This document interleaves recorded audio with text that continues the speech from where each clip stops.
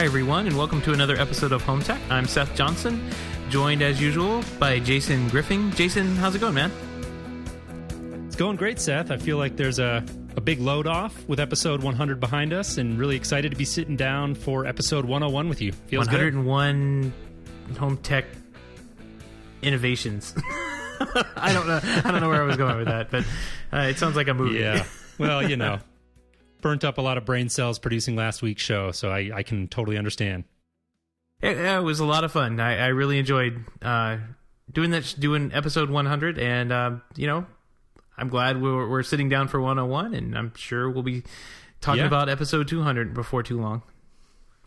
Yeah, I was really happy with how it came out, and if you're listening and didn't happen to catch our 100th episode, jump over to HomeTech.fm/100 and give it a listen. We went back into the archives and put together a Home Tech highlight reel, and it came together great, and really enjoyed it. And so anyways, let's move on. Got episode 101 here, and a bunch of stuff we want to talk about. Yep. First, we want to kind of hit our tweet shout-out this week. This is kind of one of those things we try and do from time to time when we get interesting things from people through Twitter or through our Slack channel. And I think this one came through our Slack channel, right? Yes, this one did. Yeah, so this one came from Mark Childs in our Slack channel, and it's a story that was a couple weeks old now, but we thought we'd bring it up because it's an interesting one, and one that will be near and dear to our hearts because another standard has been born, Jason. I'm waiting for it. There it is. I couldn't step on the bell. Yeah. Yeah, like you said, this story is a couple weeks old, and we just weren't able to weave it in last week because obviously we had episode 100 and had our plates full with other things that we wanted to touch on, but felt like this was a story that was important enough for us to circle back to and discuss briefly. We've got the OCF, which is the Open Connectivity Foundation, and Mike Wolf had a great piece on this, and that's the piece that I will have to reference in terms of where I got really all of my information on the story as far as some of the implications of it. Mark Childs was kind enough to put it up in the Hub, which is our Slack channel, as you alluded to. And very big story. Like you said, though, this does call to mind a cartoon that you and I have referred to before, which is that internet meme about how you solve too many standards. Yep, and now we have another. One to bring them all together. Actually, this one is kind of neat because it is this OCF, they actually bought, I guess, if you can buy the rights to a standard. They have UPnP built in, and it looks like that's kind of UPnP is kind of like the big old granddaddy universal plug and play. Like I remember this from back in the Windows days when I was actually using Windows computers, and UPnP was going to save us all, and I'd be able to plug in a printer on my network, and the computer would find it, and the drivers would be installed, and it never worked at all. And the other big And the other big thing I remember about UPnP was that it opened ports on your router and left you completely vulnerable to like attacks and whatnot. I think all that has been solved over the past decade or two. But OIC or OCF or OIC, whichever one you want to call these people, they have UPnP, which is just one of those granddaddy of standards that's out there. Yeah. So my understanding of this is that OIC acquired UPnP a while back, and now the OIC is essentially merging into and becoming part of an even larger umbrella, which is the OCF. And the OCF contains some pretty big names. I mean, we're talking about companies like RS, Cisco, Intel, Microsoft, Samsung, Qualcomm. So some very big names behind this initiative. And one of the big things that Mike Wolf pointed out in his article is the implication here for all seen and all join, which I thought was very interesting because, as you may know, that was a big initiative for Qualcomm. And Qualcomm is saying that they're going to continue supporting it. Mike Wolf's article essentially points out that he believes this really rings the death knell for all join, which I find interesting. All join was one of these initiatives that on the surface, it seemed like it had a lot going for it, but it was just really quiet. We just hadn't heard much out of them. And I've always been a little intrigued about what's going on over there. And really, this doesn't seem to spell good news for them. No, and I completely agree with Mike. We've even mentioned a couple of times like how little was coming out of industry adoption with all join. I think LG was kind of the biggest company that has done at least the most visible integrations with AllJoyn. But I think the concept behind it is great, but it's just too nebulous, I guess, for people to kind of pick up and understand or even care about. So I agree with Mike. It's gone, and whatever these guys come up with next is going to replace everything. It's a pretty big initiative. So you've got Intel, Qualcomm, Aris, Cisco, Microsoft, and Samsung all going into this. Sounds like a lot of major players, for whatever that's worth. Right. Yeah. Well, I think that's the big question: is what is this worth? And I have to be honest, I can't wait for the day when stories like this don't make the front page news, and they're happening and they're important, but they're in the background, which is where I think really they belong. I think that's what the smart home really needs, is for all of this different protocols and connectivity standards need to just become as transparent as possible, so that I, as the end user, don't have to think about it in the same way that I don't have to think about how my, TCP IP stack works to get me out to the internet, right? I just sit down and I connect to whatever Wi-Fi network and things just happen. And ultimately, I think that's the goal, right? And that's where we need to see these big initiatives kind of moving to the background so that we can focus on end user usability and interconnectivity. Yeah, I agree. I mean, this is kind of one of those things that I wish could be in the background today. But, off that list, two big names aren't even on there. Apple and Google, they have their own initiatives. Yeah, no surprise, HomeKit right? And Thread, I guess, would be Google's version of the internet connectivity standard. So, yeah, like you said, no big surprise. And maybe we'll have three major... there's got to be more. There's so many more. Like you have Z-Wave and Zigbee and Insteon. You have all these other standards of the way things connect still that are still floating out there and still very robust. And Bluetooth. I can't forget about Bluetooth. I mean, right. There's so much out there. I wish there was one thing to rule them all, but it doesn't look like we're heading there anytime soon. Well, and my point is kind of like, I don't know that there ever will be one thing to rule them all, or that we even necessarily need that. It's just that the things need to happen on the back end where I, as a casual technology consumer, for example, don't have to think about it, is my only point. Yeah. And so, this is a big initiative and a lot of big names behind it. So we'll be very curious to see where it goes. But on to what I think is a little bit of a lighter topic, Seth. I wanted to have a little bit of fun this week. CEDIA EMEA came out with a Future of the Connected Home quiz. And I know from speaking to you that you have not taken this quiz. I believe it's about 10 questions online. And you have kindly agreed to be a brave soul and do this live on the air. Yeah, I'm going to give it a shot. I'm starting with question 1. It looks like, what is your name? So. Here, I'm going to walk you through these, okay? Because I don't want you seeing any answers. All right. I'm on question number 1. What is your name, Seth? Well, question number 1 is an easy one. Are you a homeowner, professional, blah, blah, blah, smart home design and installation professional? Next. All right, here we go. Now, before I read this question, I do want to point out, again, that this is CEDIA EMEA, so a lot of these questions have an international flavor to them. And Seth, this is going to challenge you a little bit because these are not statistics about the U.S., all right? You're still up for it? I can do this. I've got this. Okay, here we go. How many UK homeowners currently have connected technology installed in their home? Is it 17%, 84%, or 41%? Well, there's a little asterisk on there, and it says technology that enables device to talk to each other. Ah, good catch. So lighting, heating, and electronic devices that can be controlled remotely. I'm going to pick the high number, 84, because I think there's a lot of stuff out there. He's going with 84. Drum roll. 41. 41%. 2 in 5 of UK homeowners currently have some form of connected technology installed in their home. I think you make a great point. How do we define connected technology? That's really the key question, but 41% still strikes me as a fairly healthy number. Let's move on here to question number 3. Seth, how many connected devices do you think there will be for every household by 2020? Now, this one's on a little slider, and it looks like you can set it anywhere from 0 up to 20. So 0 to 20. I'm going to go... I kind of want to go up the middle, and maybe, but a little bit more, I think. So I'm going to go with 12. He's going with 12, and the answer is by 2020 there will be 10 connected devices. See, you were right. You should have gone right down the middle. I should go with my gut next time. All right, on to the next one.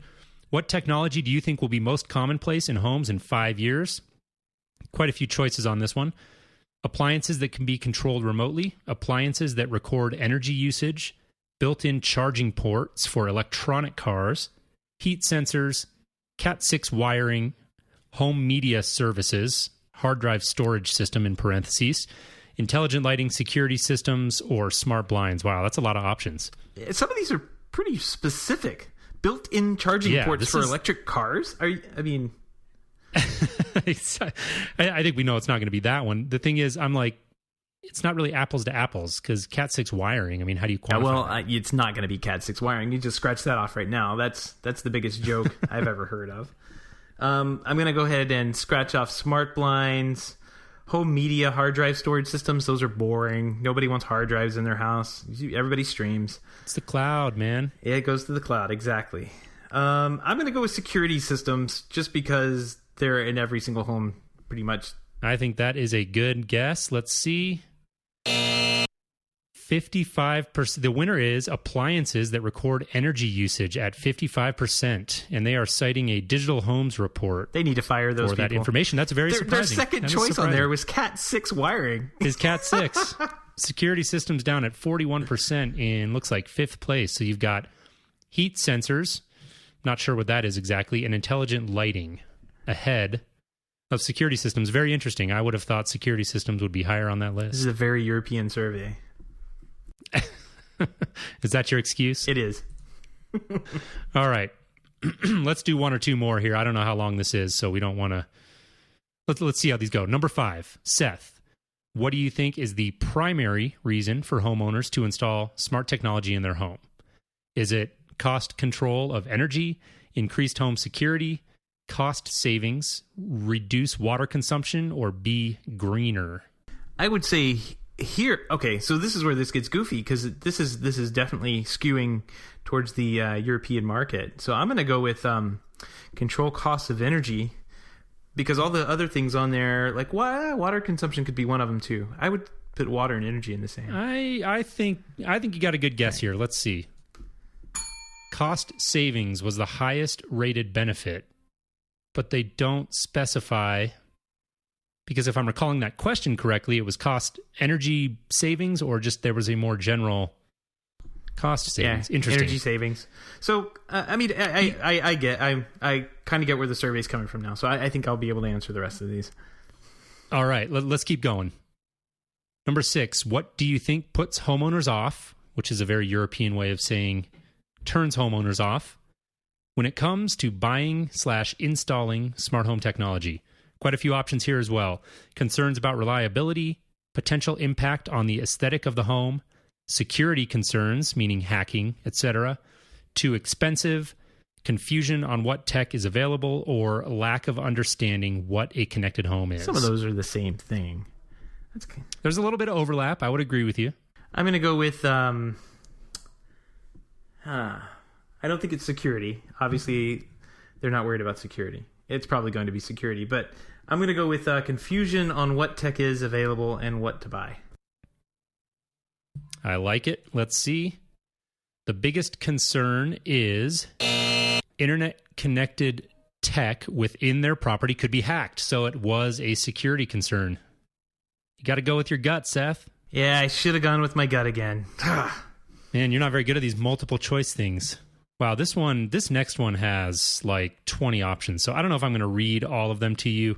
The question is, which of the following home technology brands are you familiar with? And it's asking you, it looks like this one is very much geared towards the consumer. Some of the examples on there are the big ones that, as a listener to our show, you're no doubt familiar with: Crestron, Lutron, Control4, etc. So let's go ahead and skip on here. Yeah, I'm just going to pick the most obscure one, which I don't see Runco on here. You ready to go there, or you want to do one more question? No, let's get these questions out of the way. I think there's only 10. Okay. Number 8. Your client has a budget of $50,000, we'll call it dollars, to upgrade their home. How would you spend it? How would you spend your client's money? So furniture, decor, smart entertainment / AV, intelligent heating, intelligent lighting, or infrastructure. This is going to be kind of a hard one to say right or wrong. I think this feels more like a survey to me. Yeah. I would say, I'm just gonna put a couple of things on here. I would say I would spend $0 on furniture, just because I kind of get bored with that. Right, that's someone else's job. Yeah, exactly. If I was working on, all right, I just topped everything out. So I'm just doing like a simple house with a $50,000 budget. I would say total house, like whole house audio, a number of zones, not just one, a surround sound, a decent surround sound, and a couple TVs. I would say I've got that at $26,000. Yep.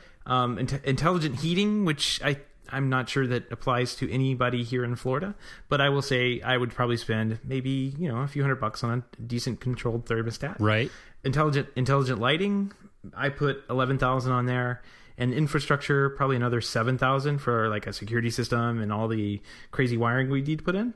So there, yeah, that's it. Those sound like pretty good numbers. That's about right in line with what I would say. The AV kind of being the lion's share of it. I may try to skew a little bit more of that towards lighting if I could. I'm a big fan of intelligent lighting, but I think those are great numbers.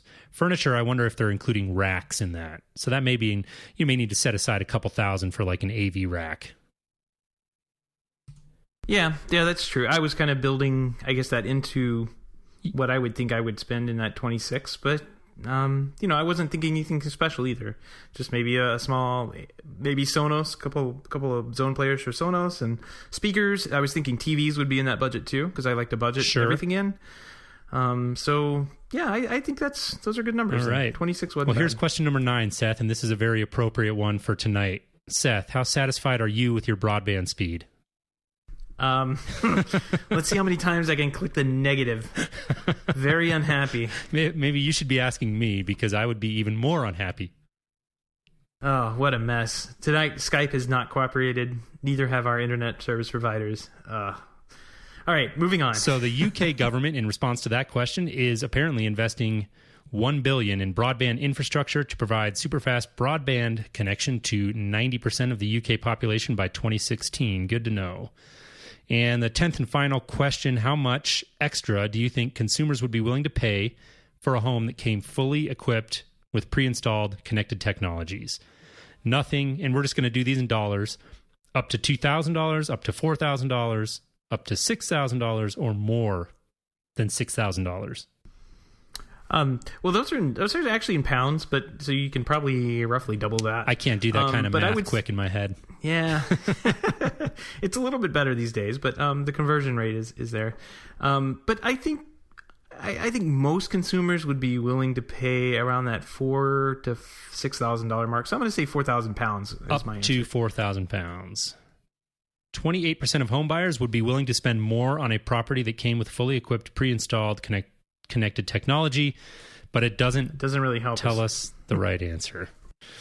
All right. Well, anyways, that was good. That was a fun exercise. Not exactly what I expected, but I commend CDF for coming out with it. I wonder how many people are actually clicking to it. I think this is really geared not primarily for guys like you and me, but was intended maybe as a tool to create a little bit more awareness in the general public, and be curious to know what kind of click-through they're getting on that. Yeah, I don't know. It's interesting. I didn't answer the last question about my info because it would have thrown off their survey. Me being in the States, but yeah, I don't know. Interesting. I think some of the numbers I had may have been low for some of the dealers that you and I kind of work around in the circles that we play around in, because I know guys that don't even touch projects unless they're over 6 figures, and then there's other guys that will just do anything and wire an entire house for a few $1,000s. Right. So it runs the gamut. No question. Yeah, it definitely does. And a little bit different too, because it was, like you said, a very UK based thing. So there are obviously some nuances that would be involved in that, as opposed to maybe a similar quiz here in the US. But I thought we'd have a little bit of fun with that, and I appreciate you being a good sport, Seth. Yeah, no worries.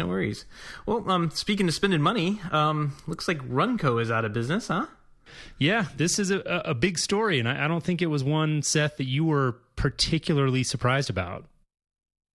Not at all. I think you had a couple of opinions about this one, but yeah, it was definitely a big story. This, I would say, represents the end of an era. Runco was a very huge name in projection in the home, and I have a lot of memories working with Runco on a number of the projects when I was living out in Los Angeles, doing some very high-end installations there, and in the home theater environment there was very conducive to selling Runco, and so I have quite a few memories working with some rather large and heavy Runco projectors.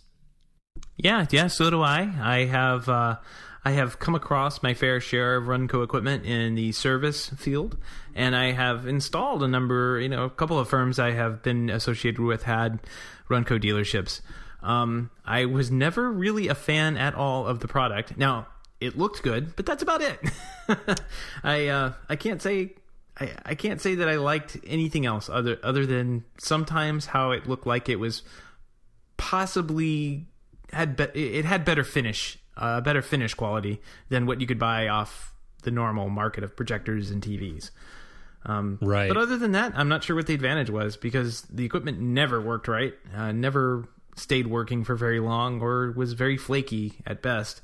I would have to agree with you there. I had definitely my fair share of battles with Runco equipment, and it's just one of those things. I also will say, in fairness to Runco and in fairness to the company that I was working with at the time, this was a number of years ago, and they have most likely evolved, and one can hope. But at the time, I always felt like I was the guy out in the field who was really dealing with these projectors, and there wasn't, in my opinion, enough attention being given to the engineering and the amount of time that it was going to take, and training really to properly commission one of these projectors. Because these were projectors that were like $80,000 or more, and they were, at least on paper, of the caliber that you would see in like a professional cinema. And we were at times kind of being given these projectors to just go out and install and make them work. And I'm exaggerating a little bit, but to a certain extent, I do wonder what kind of the install base of these uber high-end projectors is really out there that's been given the proper attention and proper calibration. And I have to imagine that number would be depressingly low if you were ever to find a way to pull those true statistics. Yeah, I wonder how many of our listeners actually have heard of Runco. I'm sure most of the integrators have, but I'm sure if you are just an everyday Joe and have heard of brands like Sony and Samsung and Vizio, like Runco's probably not even on your radar. So maybe we should talk a little bit about what they were trying to do with Runco. Basically they were selling video like it wasn't a commodity, right? They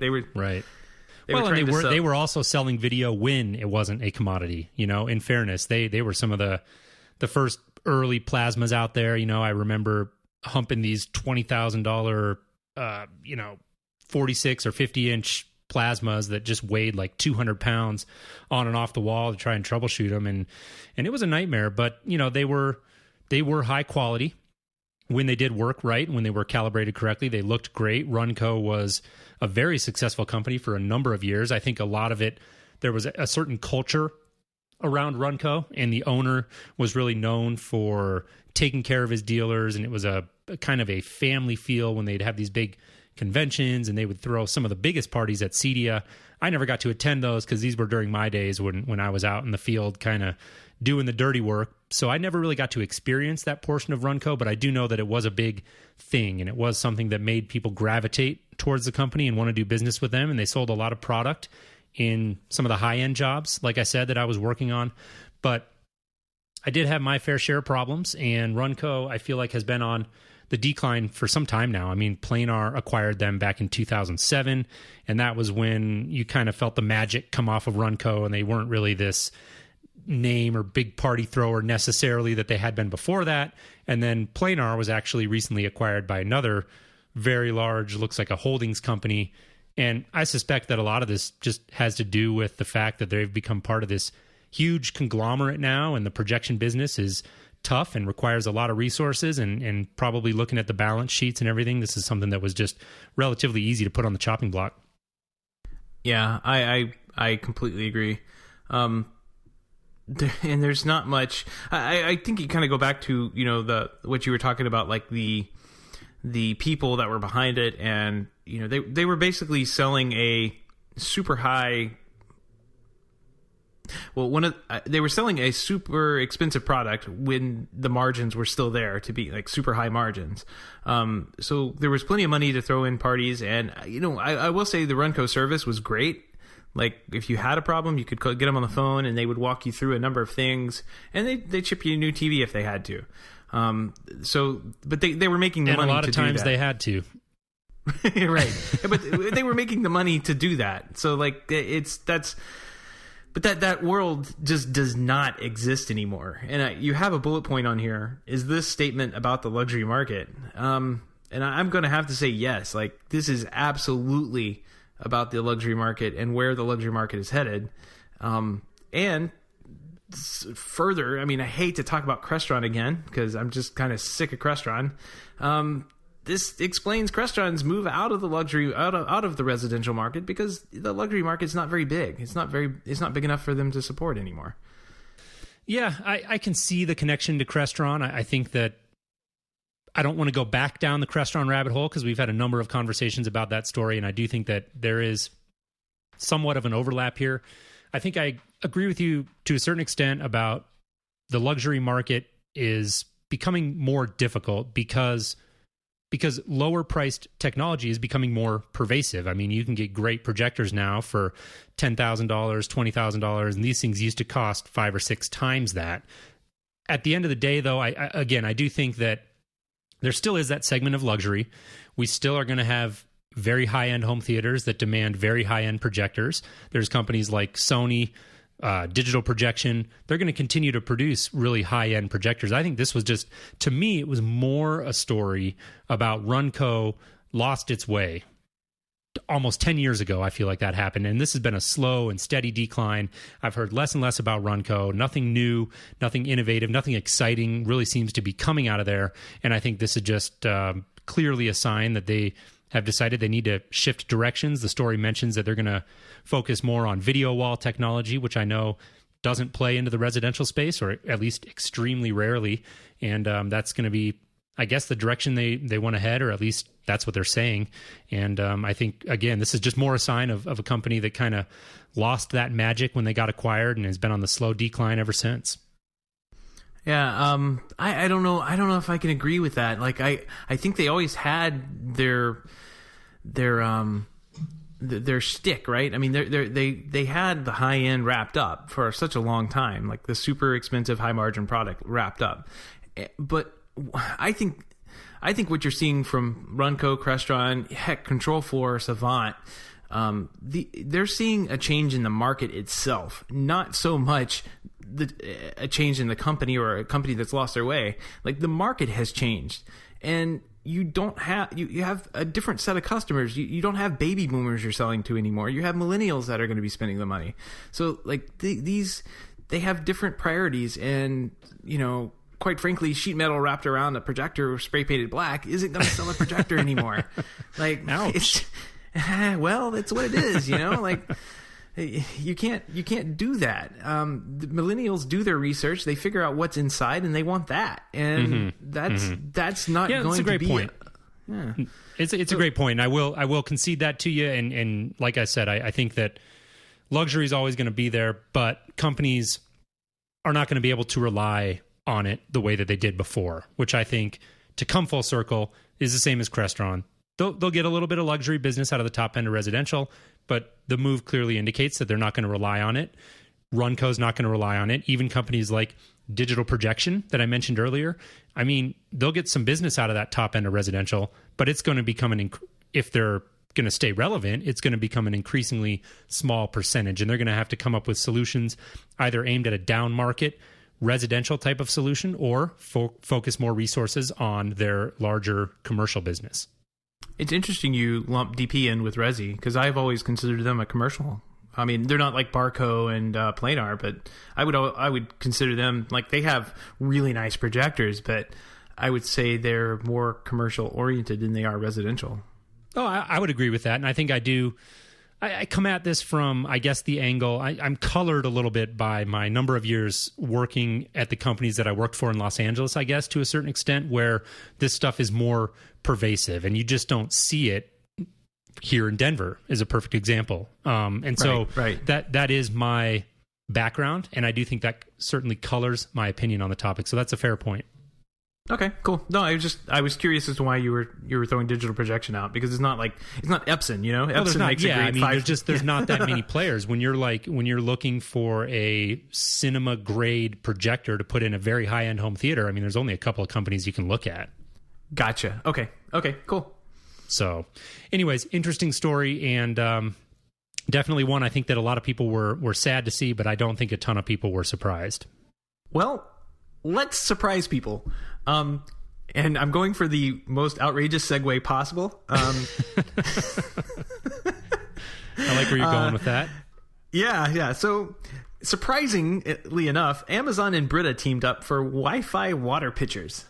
It's an interesting offering, right? And the comments I was reading on this article, I think it's an interesting story. And the comments I was reading, I have to say, were trending in a decidedly negative direction. You know, a lot of people, one of the very first comments, the particular story that I came across was one on The Verge. And the first gentleman to comment said, well, this is just all about getting more money. And it's like, well, yeah, no kidding. That's called business. So that was a little bit silly, I thought, but really it outlined kind of the tone for a lot of the other comments I saw, which were really dismissive of this idea and saying that it's unnecessary and why on earth would we need a Wi-Fi connected water pitcher, which I think is a valid question. I think reasonable minds can disagree on that. I have to admit, from a personal perspective, taking all the technology aside and my business as a home technology professional and my business as a podcaster, I think it's an interesting product because we were just having this conversation the other night where we realized our Brita pitcher needs a new filter, and guess what? We don't have any. And I think little things like this that can solve these sort of real world problems that may not be big problems at all, but they come up and they're kind of annoying. I think it's a great story. And we've talked about this before. Most recently, we had a great discussion about Amazon on our Technology.fm fireside chat where Mike Wolf was talking about how his favorite story of 2015 was really Amazon's strategy. And I think this dash replenishment services is a very clever offering. And I thought this was an interesting story. I'm not sure that I'll be running out and buying one, but interesting all the same.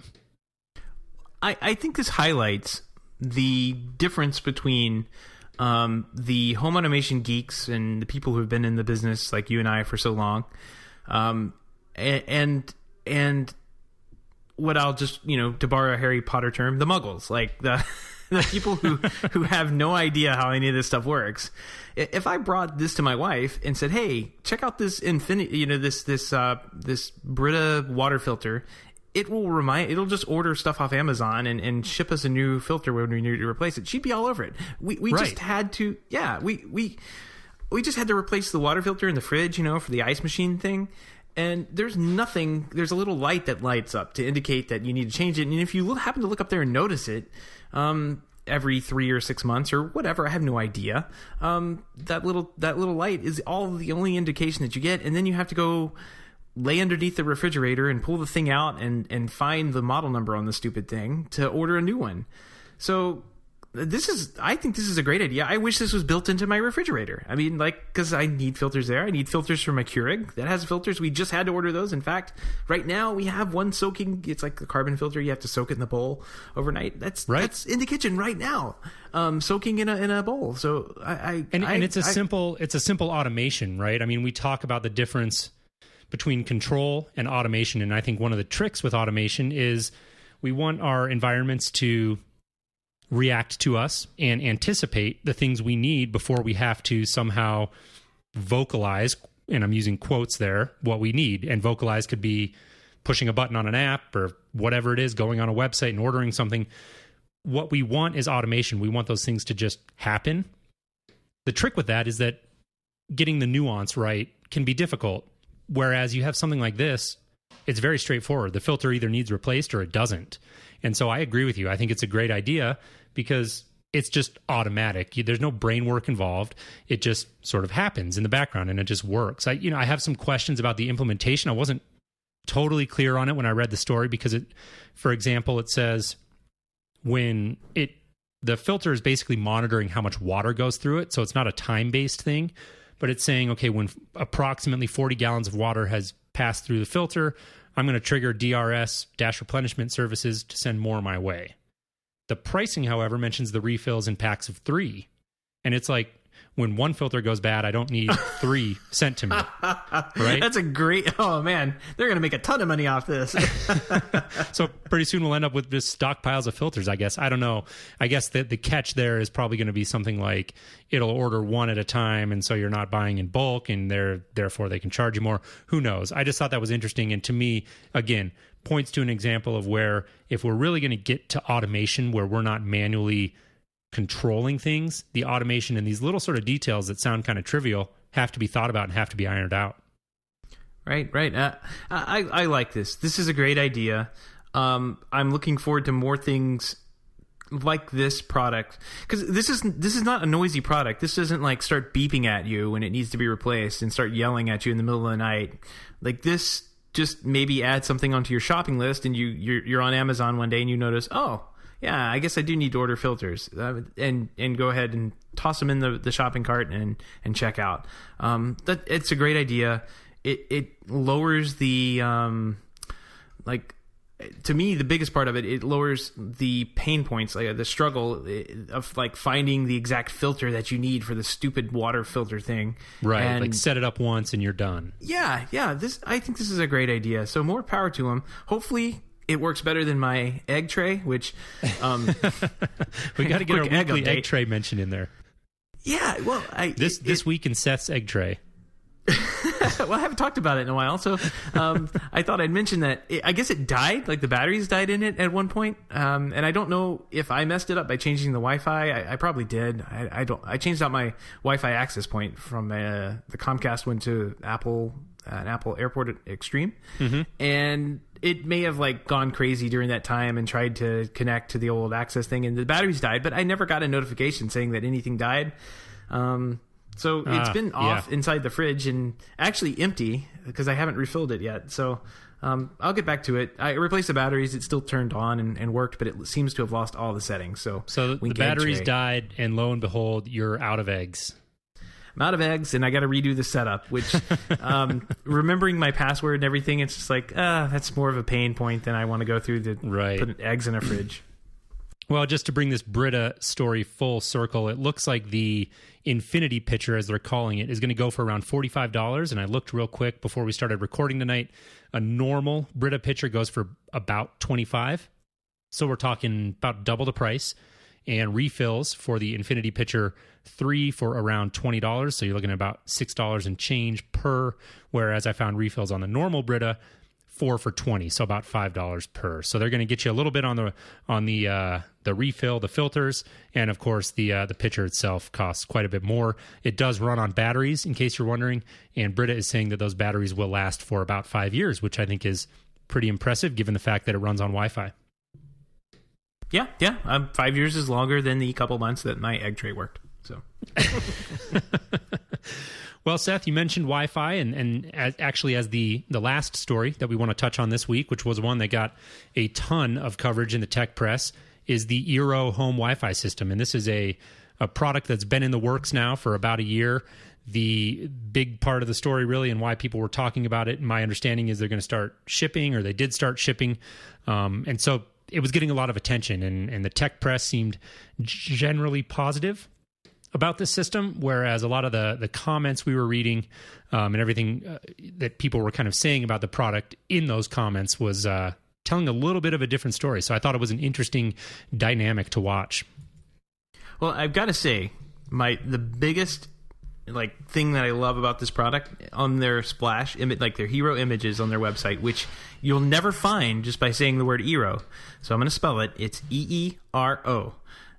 Weird name. I tried typing it into the browser and Google a number of times, couldn't find it, but you had a link to it. I will put one in the show notes, which will be over at HomeTech.fm/101. the pictures that are on their landing page show cables coming out of the back, and you can see the cable like back there, which no other access point will do. No other branding. Everything needs power. It needs to plug in, and right. You never see cables. So I'm super excited. I'm like, more than anything, super stoked to see cables coming off. Truth in marketing. Exactly.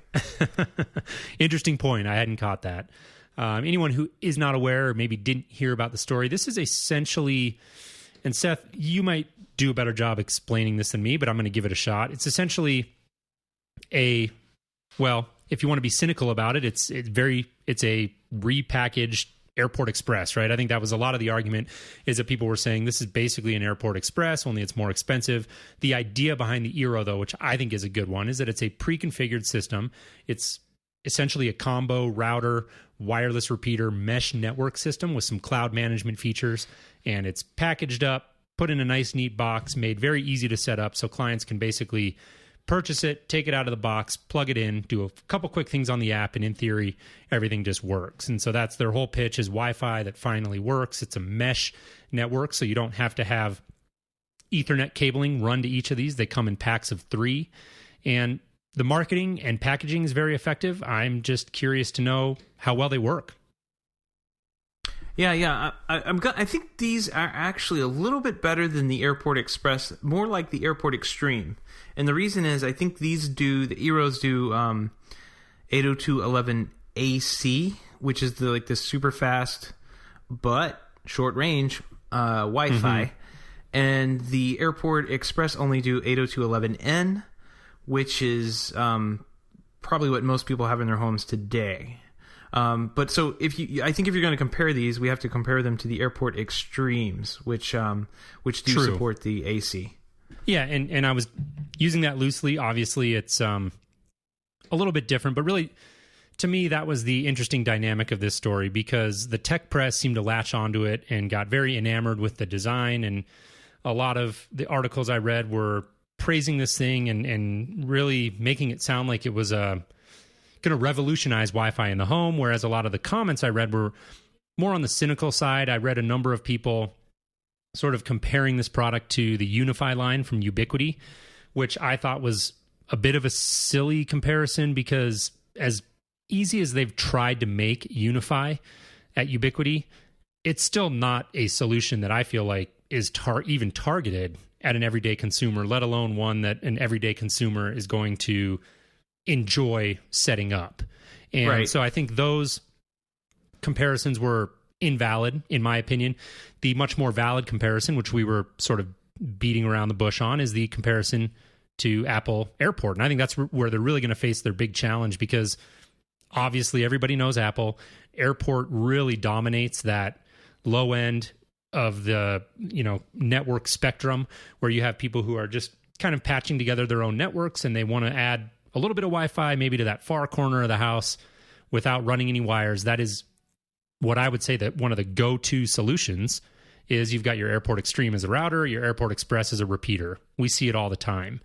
The problem with that is that it really ends up getting kind of cobbled together, and a lot of times, again, as simple as they've tried to make that setup, it's still not necessarily for everybody.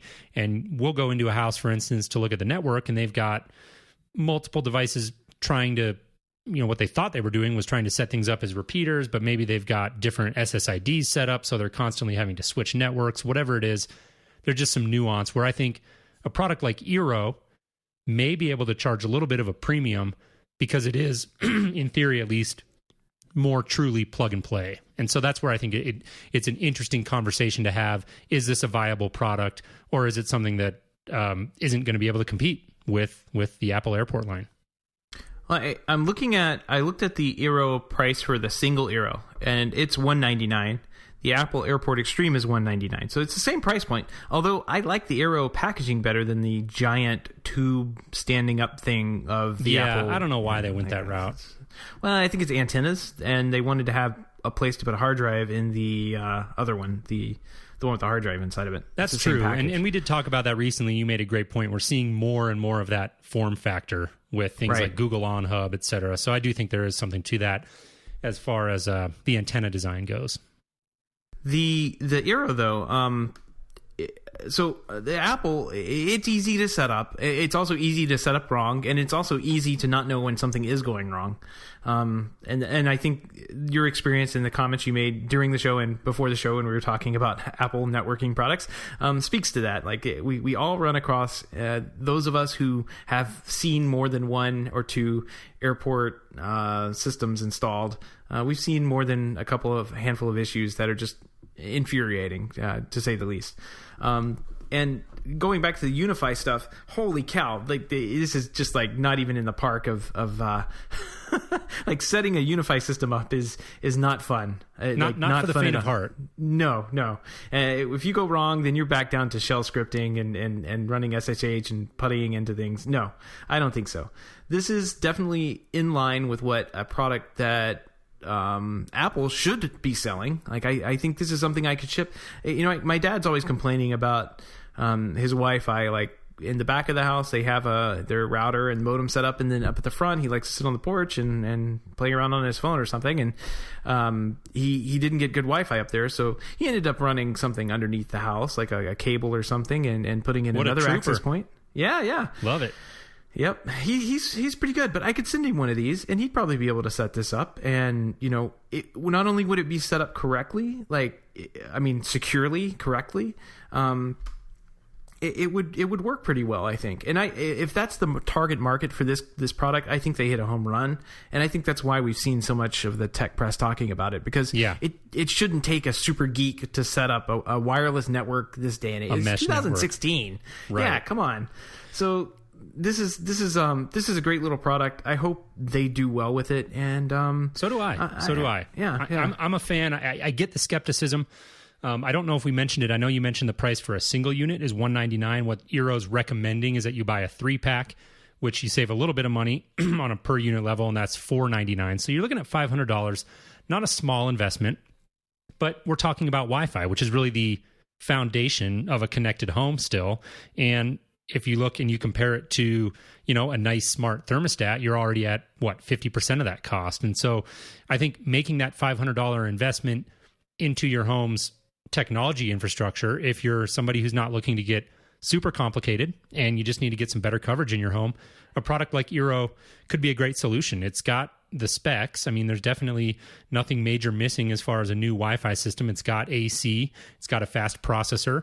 One of the things that is interesting about it is the cloud monitoring. Now, there's mixed opinions on this, and some people are saying, well, they want to keep it all in the cloud so they can monitor what you're doing on the web and then sell your information to marketers. And I totally understand the concerns there, and they're valid.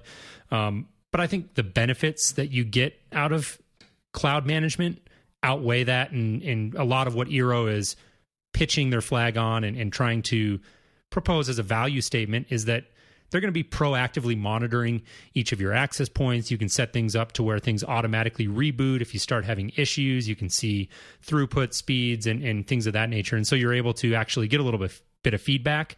And like you said, with a product like Apple, you're not really going to get that. I mean, there's ways you can probably dig in and find it.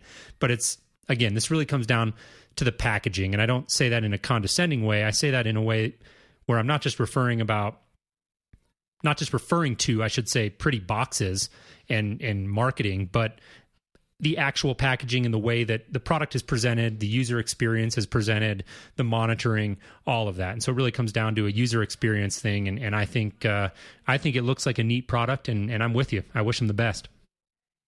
Yeah, I think you hit a number of things that I was hoping to touch on, and you nailed them all. This is a cool product, and 3 access points for $500 is really a heck of a deal, especially if it works as well as they say it does. And from everything that we've heard and read in the reviews, it sounds like it probably will. I'd love to get my hands on a couple of these, run them through a few tests and see how well they hold up. Kick the tires. Yeah, kick the tires and see how well they work over time. Like that's really, the Nest, everybody thought that was great because it looks pretty, and now you're seeing people rip those things out because they're I mean, I see something daily, where somebody is having problems with the Nest unit or the Nest. Maybe they need better Wi-Fi. Yeah. Oh, there you go. Maybe they do. Yeah. No, your point's well taken, though. It's really about how it performs over the long haul and how it performs when you put it out in the real world. And you've got a lot of different variables that aren't the same as you're ever going to be able to replicate in a lab or with a beta group. And that's really going to be the ultimate test. Definitely a product I'll be keeping a close eye on, though. Maybe I can put one of these in my fridge. Let me know how that works out for you. Yep, I will do. All right. I think we should wrap this one up. What do you think? Yep, I think so. Look forward to catching up with you next week. We've actually got a gentleman by the name of Alex Petreo. He is from Snap AV, and he's going to come on and join us and talk about the new Luma surveillance line. And this is a Snap AV's new line of NVRs and DVRs and cameras. And we're going to, of course, get into some of the specifics about that, the product line and the hardware. But I think really, I look forward to having that conversation with Alex because I saw the Luma line out at CEDIA, and I thought there was a lot of interesting aspects to it that really tie into that conversation we're always having about how do we make home technology a little bit more friendly and a little bit easier for the everyday consumer to understand and use, but still retain a lot of that horsepower and that ability to get in and implement sophisticated solutions. And I think the Luma line really speaks to that. And so I look forward to our conversation with Alex. Very cool. I'm looking forward to that one too. I have been a decent sized fan of their NVRs. I think one of the things that they have tried to do over the past couple of years is make the end user experience a lot better than anybody else. Like every other NVR and DVR manufacturer is trying to do like super high end security stuff for casinos, and that just doesn't translate well down to the actual homeowner end user type installation. I think they've done a pretty good job of keeping that in mind when they develop their products. So I'm looking forward to the conversation. Yeah, I think it'll be a great conversation, and I really look forward to it. Had a great time chatting with you this week, Seth. I think these were some interesting stories, and I enjoyed sharing our opinion on them. Want to thank everybody again for tuning in. We really have a lot of fun doing the show. And again, I'll say it one last time, can't believe we're past episode 100, and happy to be moving on towards episode 200. And just want to, again, encourage you, if you're a fan of the show, reach out to us on Twitter. Let us know how we're doing. We're at HomeTech Podcast. And one of the other things we would love to encourage you to do is hop over to HomeTech.fm, and on the right-hand side, you'll see an email list sign up. And we'd love to have you there. We're ramping that up in 2016 and trying to put out a real quality newsletter every week and no spam. We'd love to have you come join us. So hop over to HomeTech.fm and sign up for our email list. Yep, definitely do that. Well, Jason, I guess I will talk to you next week. All right. Sounds good, Seth. We'll talk soon.